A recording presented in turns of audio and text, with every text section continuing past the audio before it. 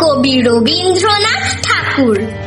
কুমোর পাড়ার গরুর গাড়ি, বোঝাই করা কলসি হাঁড়ি, গাড়ি চালায় বংশী বদন, সঙ্গে যে যায় ভাগ্নে মদন। হাট বসেছে শুক্রবারে, বক্সিগঞ্জে পদ্মা পারে, জিনিসপত্র জুটিয়ে এনে গ্রামের মানুষ বেচে কিনে।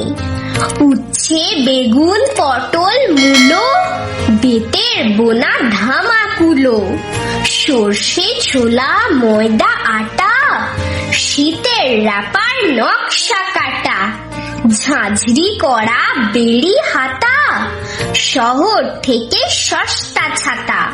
কলসি ভরা এখো গুড়ে, মাছি যত বেড়াই উড়ে, খড়ের আঁটি নৌকো বেয়ে আনলো ঘাটে চাষির মেয়ে।